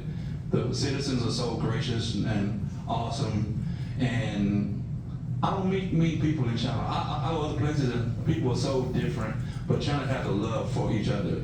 Another thing is we have a bunch of faith believers in Chandler. That makes a difference in the community, because there was something they wanted to get voted in one of the last elections, but as faith believers, most of the people voted against it, and we thank God for all the people that love God and love our city. Thanks, Marshall. Lauren? Yes. Why should people move here? Well, I think that we are an awesome community. Like I said, I was raised here, I grew up here, and I've stayed here for 38 years for a reason. It's because I love this community, I love this people. And just like he said, it's like if I walk into a business, a lot of our businesses are locally owned, which I love, and I can walk into Honeycomb Bakery and I can see a smiling face there. I can go into Three Pals and see friendly faces there. We have a lot of the mom and pop shops, which I think sometimes you lose out on when you go into a larger community. I think we have a great core group of churches as well. There's not just one great one to pick from. We are so blessed and so fortunate. We have great churches. And we also have great amenities. We have great programs that run through our parks, that run through our library, programs that are offered for our children, programs that are offered for citizens. Like I believe we even have a street dance coming this weekend as we're getting ready for the solar eclipse. We just offer so many different activities, so many different amenities. And it's like some of these others have said too, we have this small town feel, but we're close to Tyler where we have access to great hospitals. We have access to larger, more corporate businesses. It's just, I can't say enough good about Chandler. I love it. Thanks, Lauren. Sarah, why should people move to Chandler? My husband asks me what took me so long at Brookshire's to get my groceries, and it's usually because I'm talking to you people. He's almost left me at the church several times because I'm left outside talking with people. I almost have to get rides home, but I love that. I love speaking with you guys. I love chatting. So each city has its issues. I know we have our issues. Tyler has its issues, but it's how we're going to handle these issues that I think people see that on the outside, and they're excited for us. They see that we're passionate about our town. We want to fix any issues. We want to correct those issues in a safe manner. And I feel that that passion, it excites people. They want to be a part of this community because, I mean, look at this election season. All of us are passionate about our town. We're here for a reason because we love this community. It's a great turnout, like you said, Tom. We want to be a part of the growth, the change, and I know other people do too. Thank you, sir. Tyler, why should people move here? I mean, look at our city motto. We are a city with a heart.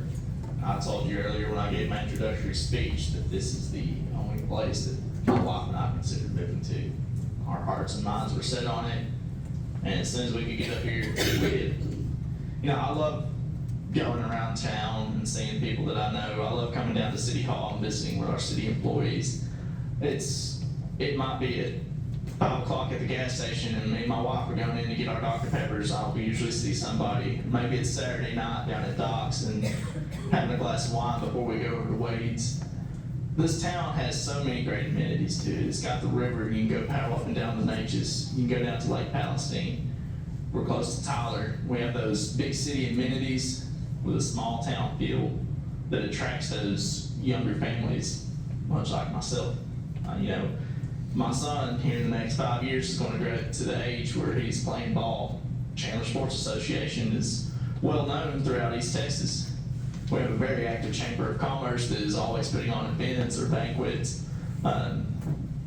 You know, we have a great library in this town, and I hope that it can be made better. You know, I could go on, and I really hate that I'm limited on time on this. And this is coming from somebody that's only seen this town and lived in this town for a year and a half. I love Chandler, and I hope to get to serve its citizens in a greater capability. Thanks, Tyler. And I think we go down to Troy. Troy, as you're waiting for the mic, why should people move to Chandler? Because Marshall lives here. I'm gonna date myself, and I think I'll take most of the crowd with me. Growing up, we used to watch this little place on TV called Mayberry. It had nothing to do with the name of the town. It had to do how everybody lived with each other, how everybody loved with each other. This is our Mayberry. We may not have a town square like you'll find in other places, but we've got a town driven by wanting to be part of each other's lives. That's what Chandler is. Last week or so, I went to the Henderson County Stockyard show. I did it a few times in Yuma, but this one's a different flavor. There met so many people from Chandler there. In the middle of Athens, I was at home again. I also had to learn a lot about pigs, too. You know they don't come just barbecue? This is a great little place. There is not a reason here that I can see for somebody not wanting to come here. Like every family, we're gonna have our quirks. Like every family, we learn to live with it. We learn to make each other better. That's what Chandler is. Thanks, Troy. Anthony, did you start this round? I started, okay. All right, thank you. So now we're gonna go to the lightning round. Yes or no? Without peeking. Right? So we're gonna ask a question. You just respond. You don't have to say anything with the paddle, yes or no. If you think you have something that you'd really like to expand on the question that we submit, you can add that to your summation in the last section of the evening. Okay, so do you agree that the council has oversight over city administration? All yeses. Do you see it as your responsibility to provide oversight over financial issues by reviewing documents such as budgets and rising appropriation questions? Yeses. Do you agree that multi-million-dollar projects should always be approved by the voters unless an emergency or it's mandated by some higher governmental level? All right? The city has a code of conduct for the council, mayor, and administration. Will you abide by it and hold your colleagues accountable? You. And the last one, Chandler is a growing city and doesn't appear to be slowing down. It's blocked on the east by Tyler's ETJ and the north by Tyler Airport's 5-mile rule. Could you envision Chandler expanding south across Lake Palestine or west across the slough, even though the cost would be extremely high to do so if that was the only area available? Follow all that? All right, so we have, oh, let me just take the last part of it. Chandler's blocked on the east by Tyler's ETJ and the north by Tyler Airport's 5-mile rule. Could you envision Chandler expanding south across Lake Palestine or west across the slough, even though costs would be extremely high?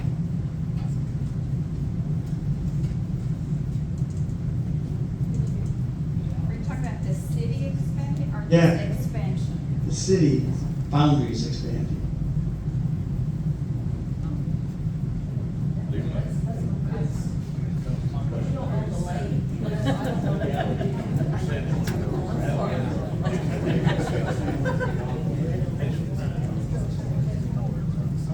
Okay, so we have mostly yeses, some confusion. All right, good job. Now the last part of the evening. For each question, as well as the introduction and summation, a ping pong ball will be done. We've done that. Summation, everybody has 2 minutes. If they want to expand on their yes or no answers that we just went through, you can do it at that time. Time will be kept, again, by Bob. And so we're going to start this last section with Jacob. And this is your summation for the evening. You have 2 minutes.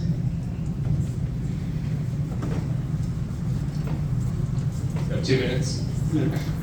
All right. First, I'd like to kind of circle back to the library issue. I know that's a very hot button topic right now. You know, we're looking at spending or voting on to spend $2.5 million to repair and expand the library.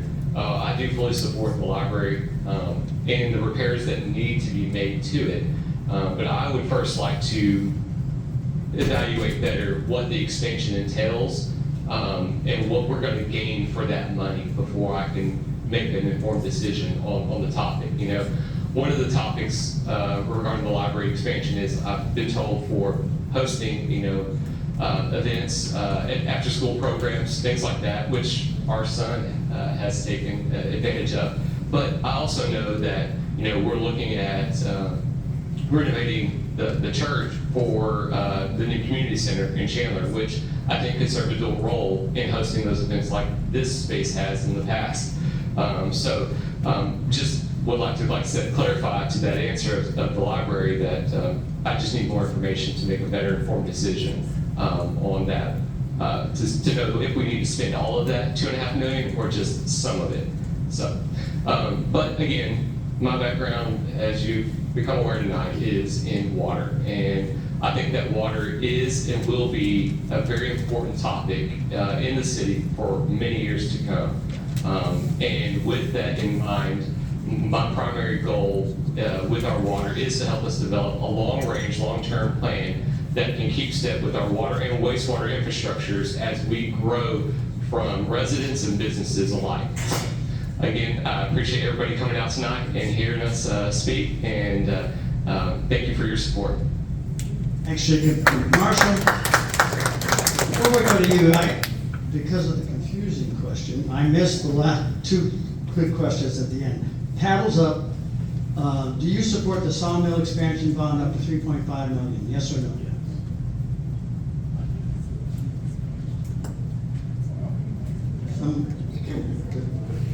Some not. Some. Okay, so we got some non-votes there, and then mixed votes. And then the last one, Do you feel that citizens outside the city limits or business owners should be allowed to be on boards? Yes. Do you feel that citizens outside the city limits or business owners should be allowed to be on boards? So that's actually two groups. People outside the city and people who are business owners. Oh, also outside the city. Okay, so anybody where they have a business or just live outside the city should be allowed to be on board. Is the business outside the city or in the city? Outside the city. No, businesses are in the city, but they live outside the city. You may live outside the city, but you own a business inside the city. Business owner outside, but has a business, yes. But If the business is in Chandler, even if they live out, you're okay with them serving on the board? All right, sorry for the confusion on that. All right, Marshall, let's go back to your summation, 2 minutes.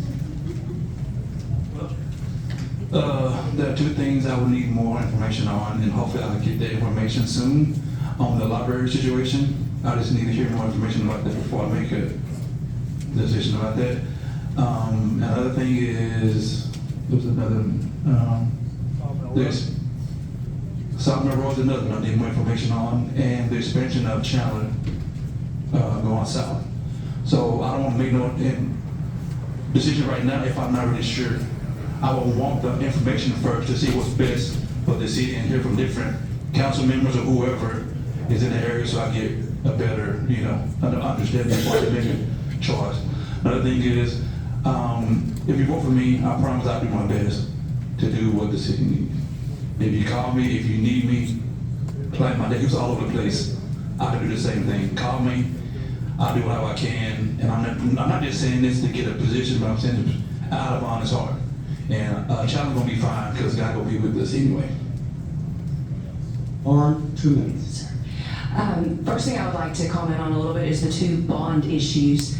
Both issues were put to a bond by a vote of the council because citizens had come to us with concern on both of those issues. They are both issues that I think are important, but I believe that they should be up to the citizens to vote on. And so just because the council or myself, if I vote to put something on a bond, it doesn't always mean that it may be my preference or my priority.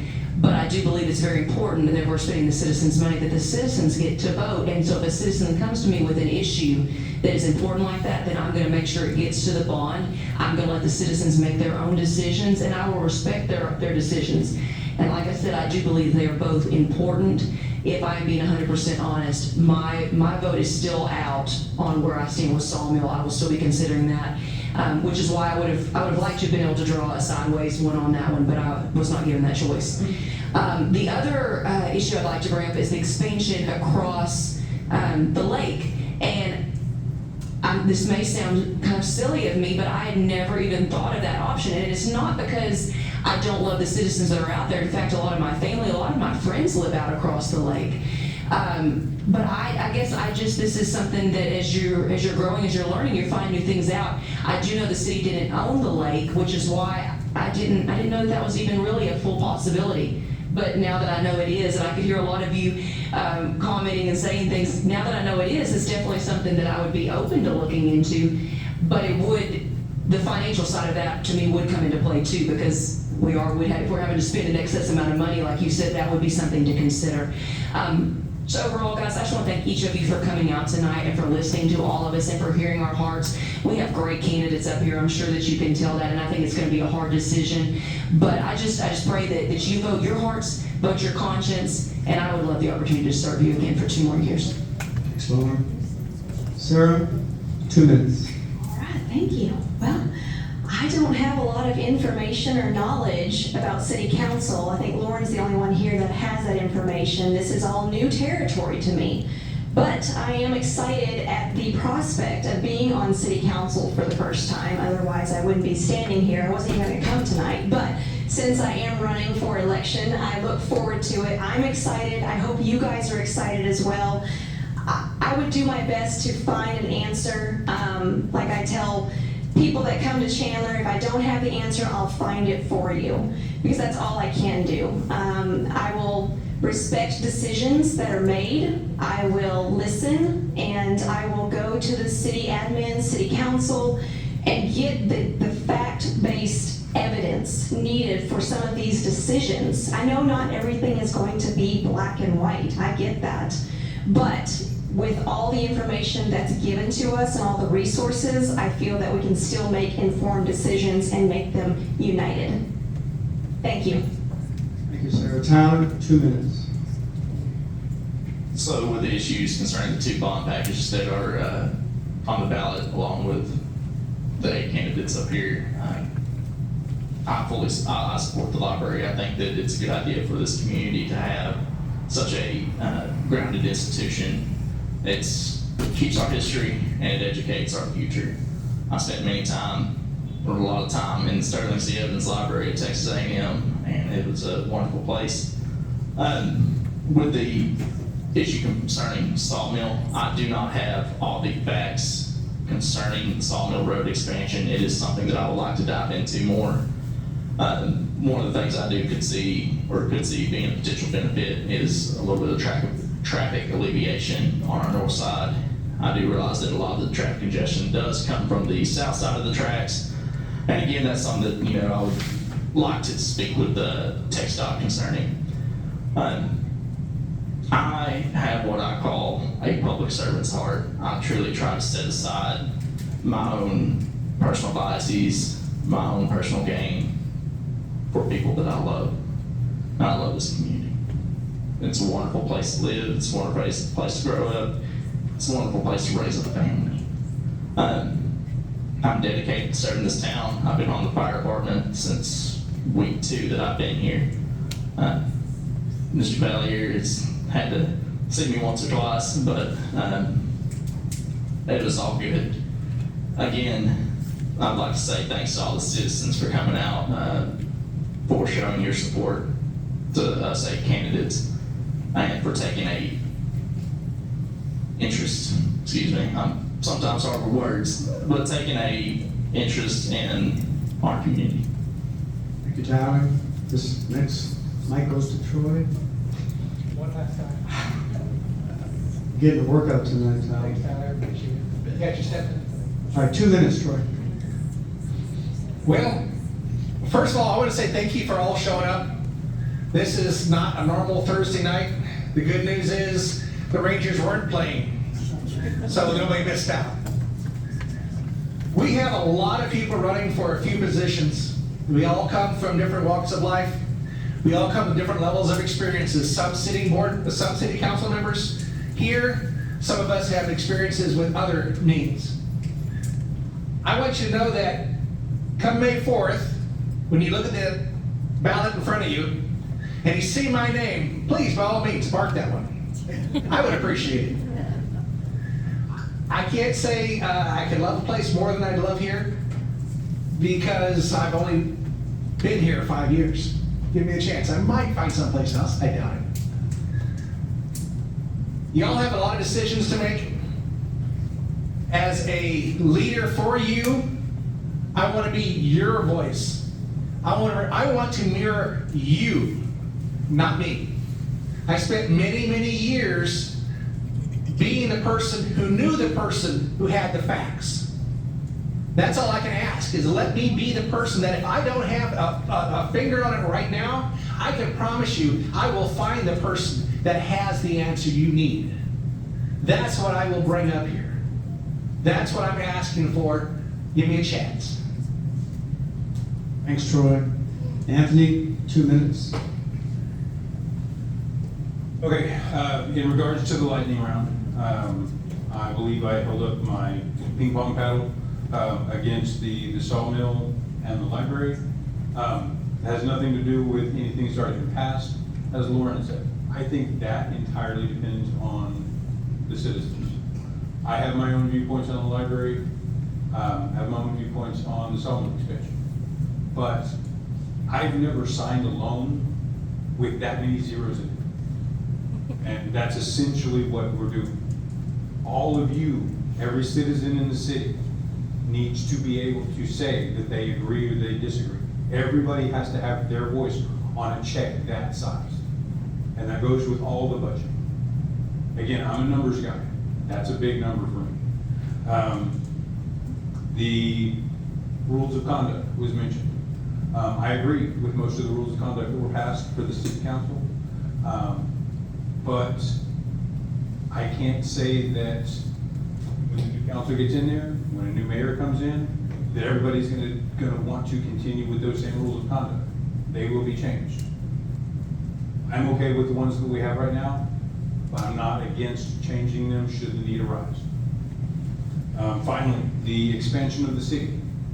I do support the expansion of the city. As I said, I met my wife up around Lubbock. They were renowned for gobbling up land they didn't need. Usually they let the developments, the subdivisions come up and they would swallow them whole. And that way all they really had to do was tap on with their amenities. I don't see why there would be much of a need for the city to output massive amount of money in order to franchise that, in order to expand in that direction. But again, that's a numbers game. It depends on whether or not we want to add those neighborhoods. Thank you. Thank you, Anthony. And finally, Michelle, 2 minutes. In regards to the lightning round, you asked the question, would you attend all of the city hall meetings, the city council meetings, and we unanimously said yes. I can't imagine even asking for a spot on this council with the intention of not being there unless there is absolutely an emergency. But I was a citizen that didn't go to city council meetings because we didn't have to. We were so comfortable with Chandler and the way things were, and we trusted the people that were in charge. We didn't go to city council meetings, but this last year I've been to all but 2 city council meetings. And I'll tell you, besides being a little bit entertaining at times, I have learned so much. So tonight, I am the oldest member sitting up here on in this table. Some of these kids I knew before they were born. I watched them run around and play in town. Some of you out there used to come to my house and play dolls with my little girls. And so I am deeply, deeply rooted in this town. What I'd like to do tonight is I'd like to be the voice of wisdom here, since I am the old one. I'd like to encourage you when you have a question or a problem that you come to the city council meetings and voice it. I would like to challenge you to go to City Hall and get truthful answers. That's the only way that we're going to pull Chandler back together, and that is the one reason that I am running for this spot on the council, is to try to pull our city back together and let it continue to be a city with a heart. I want to leave you with this. One of the bold laws that I have had during training says this: when you change the way that you look at things, the things you look at change. Thank you for being here tonight. Let's thank all of our panelists tonight for the job well done. And before we close for the evening, Rick has a couple of comments he wanted to share. I just want to thank all y'all for coming out. This is a great turnout. It's probably the biggest turnout we've had as far as a political forum since we had all the county officials here one year. I don't know about y'all, but I kind of wish there was 8 spots open for city council, because many of these people would be great candidates, I believe, and good council. Thank you all for your willingness to come and your willingness to serve more than anything else. So thank y'all for coming, and we'll see y'all in 2 years for next year. So.